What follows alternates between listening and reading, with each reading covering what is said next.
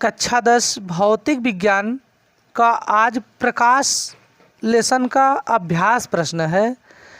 अभ्यास प्रश्न देखिए हम हल करवा रहे हैं। निम्न में से कौन सा पदार्थ लेंस बनाने के लिए प्रयुक्त नहीं किया जाता है। अब इसमें से देखिए ऑप्शन दिया जल, कांच, प्लास्टिक। अब लेंस बनाने में जल का भी प्रयोग होता है, कांच का भी होता है, प्लास्टिक का, मिट्टी का नहीं होता, तो ऑप्शन मिट्टी सही होगी। दूसरा क्वेश्चन है, किसी बिंब का अवतल दर्पण द्वारा बना प्रतिबिंब आभासी, सीधा तथा बिंब से बड़ा पाया गया वस्तु की स्थिति कहाँ होनी चाहिए।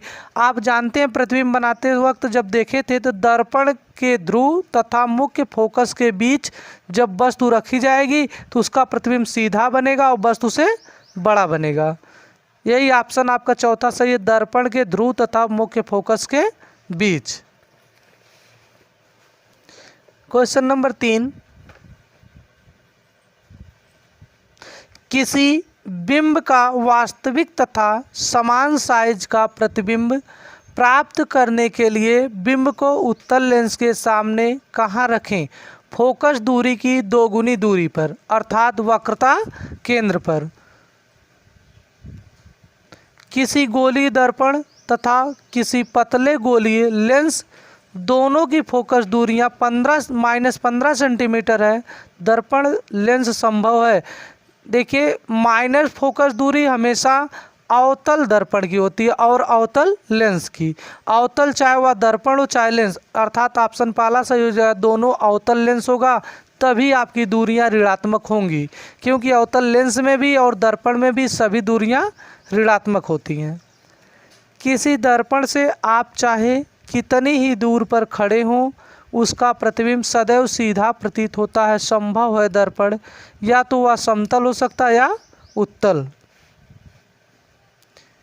किसी शब्दकोश में पाए गए छोटे अक्षरों को पढ़ते समय आप निम्न में से कौन सा लेंस पसंद करेंगे। 5 सेंटीमीटर फोकस दूरी का एक उत्तल लेंस। छोटे अक्षर को बड़े रूप में देखने के लिए हम उत्तल लेंस का ही प्रयोग करते हैं, तो ऑप्शन सी आपका सही होगा। 15 सेंटीमीटर फोकस दूरी के एक अवतल दर्पण का उपयोग करके हम किसी बिंब का सीधा प्रतिबिंब बनाना चाहते हैं। बिंब का दर्पण से दूरी का परिसर क्या होना चाहिए। प्रतिबिंब की प्रकृति कैसी है। प्रतिबिंब बिंब से बड़ा है अथवा छोटा। इस स्थिति में प्रतिबिंब बनाने का एक किरण आरेख बनाइए। अब देखिए बिंब का दर्पण से दूरी का परिसर 15 सेंटीमीटर से कम होना चाहिए। प्रतिबिंब आभासी है। प्रतिबिंब बिंब से बड़ा तथा सीधा है। अब चित्र बनाने के लिए देखिए आरेख खींचना, तो सबसे पहले आप बना लीजिए अवतल दर्पण बना लिए।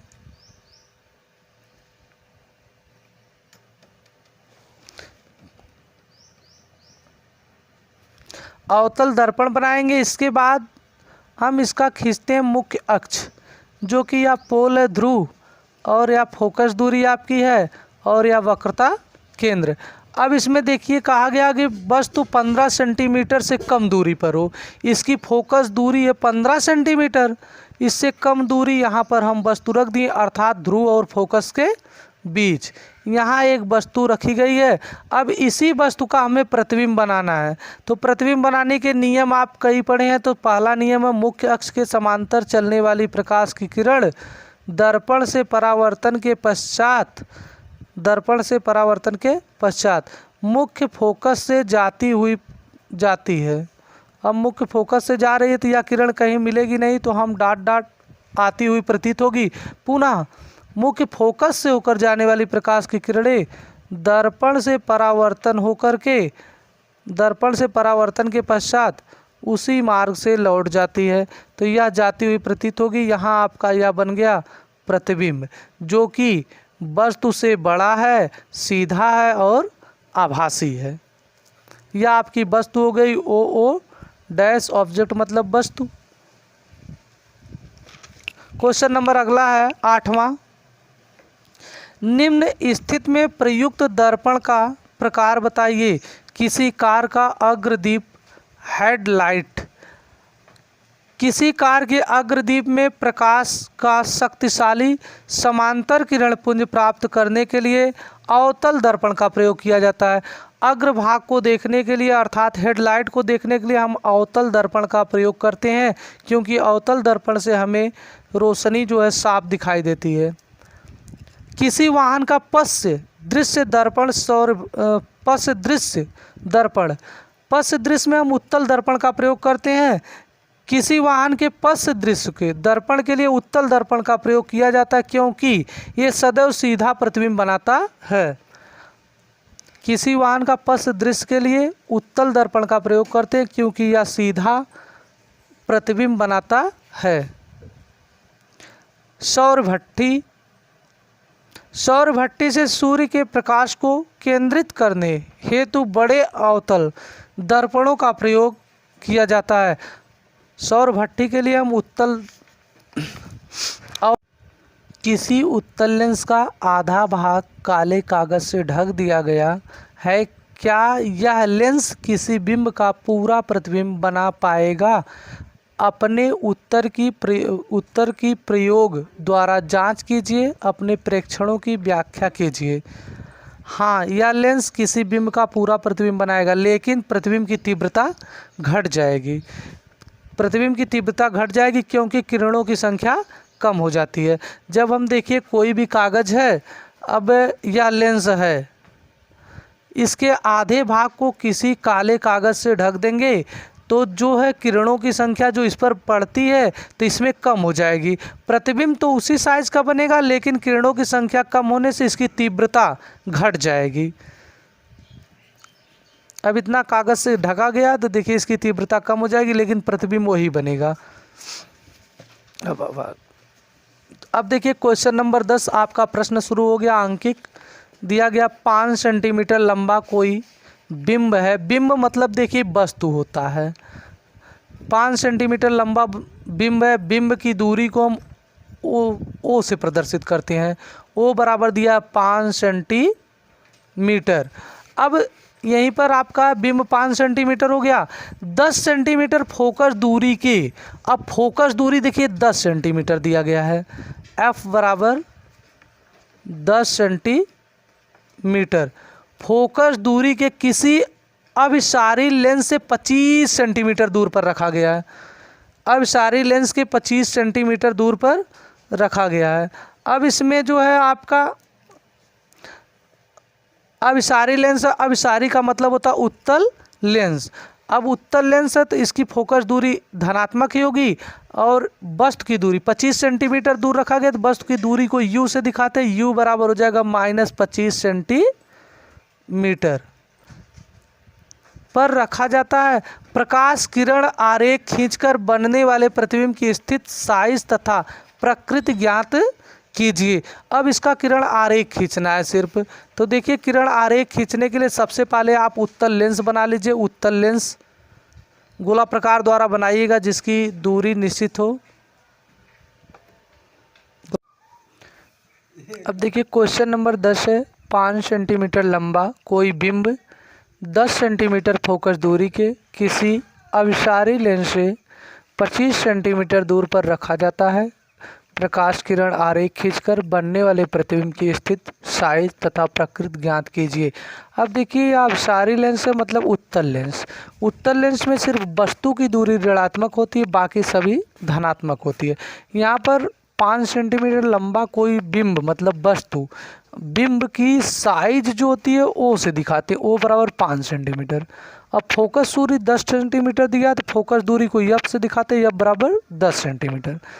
और वस्तु की दूरी दिया, लेंस से 25 सेंटीमीटर दूर रखा जाता है।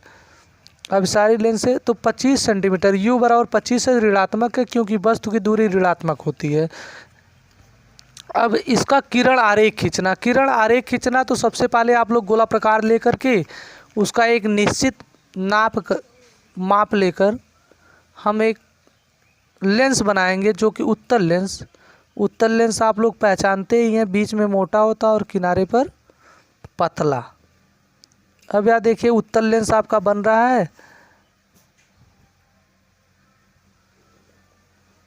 अब उत्तल लेंस बन गया। अब उत्तल लेंस देखिए बन के तैयार हो गया। अब इसका उत्तल लेंस है, इसमें हम मुख्य अक्ष बनाते हैं।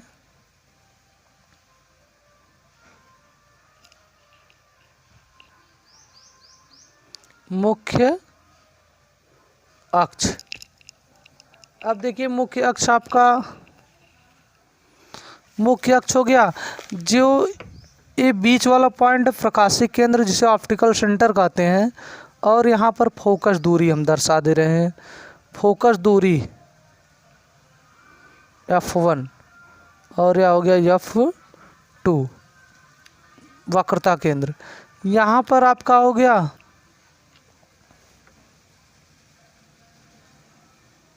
द्वितीय फोकस है। अब इसके बाद देखिए क्या दिया है कि 5 सेंटीमीटर लंबी बस, 10 सेंटीमीटर फोकस दूरी है 10 सेंटीमीटर। वस्तु की U बराबर 25 सेंटीमीटर दूर रखा गया, यानी यह जो वस्तु रखी गई है 25 सेंटीमीटर दूर पर है। तो 25 सेंटीमीटर दूर पर जब वस्तु रखी गई है तो यहाँ पर मान आपकी वस्तु है जिसकी साइज है 5 सेंटीमीटर। इस वस्तु की साइज है 5 सेंटीमीटर। अब इस प्रतिबिंब बनाने का नियम आप लोग जानते हैं। सबसे पहला नियम है मुख्य अक्ष के समांतर चलने वाली प्रकाश की किरणें लेंस से अपवर्तन के पश्चात फोकस से होकर जाती है। पुनः ऑप्टिकल सेंटर प्रकाशिक केंद्र से होकर जाने वाली प्रकाश किरण, प्रकाशिक केंद्र से होकर जाने वाली प्रकाश की किरण लेंस से अपवर्तन के पश्चात उसी मार्ग से लौट जाती हैं। जहाँ पर दोनों प्रकाशिक किरणें काटती हैं वहीं पर हमारा बनता है प्रतिबिंब। अब प्रतिबिंब की स्थिति देखिए यही है कि प्रथम लेंस के दूसरी वस्तु के दूसरी तरफ प्रथम फोकस के बाद अर्थात F1 F2 के बीच वस्तु से छोटा। अब इसको आप सॉल्व करके भी देख लेते हैं। इसका लेंस का सूत्र होता है 1/F बराबर 1/V माइनस 1/U के। अब देखिए जो दूरियां दिया गया इसमें रख दीजिए, फिलअप कीजिए। 1/F मतलब 10 सेंटीमीटर बराबर 1/V माइनस U, वस्तु की दूरी ऋणात्मक है तो माइनस 25 सेंटीमीटर रखेंगे। 1/10 बराबर 1/V। अब यह देखिए माइनस माइनस मिल करके क्या हो जाएगा प्लस 1/25। पक्षांतर कर लेंगे हम। 1/10 माइनस 1/25 बराबर 1/V। अब 10 और 25 का हम LCM निकाल लेंगे।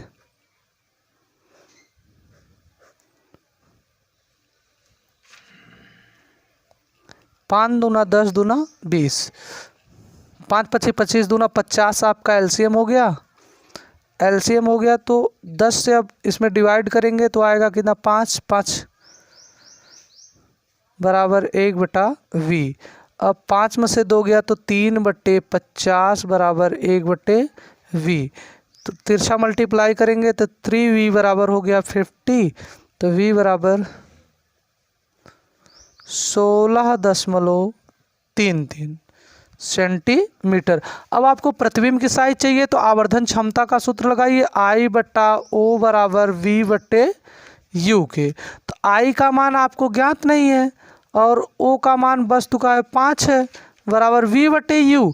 तो V का मान आपका आ गया 50/3 और U का मान तो पहले से ऑलरेडी पता है कितना है 25 सेंटीमीटर।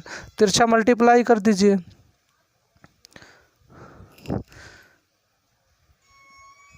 3 × बराबर 50 × 5 के।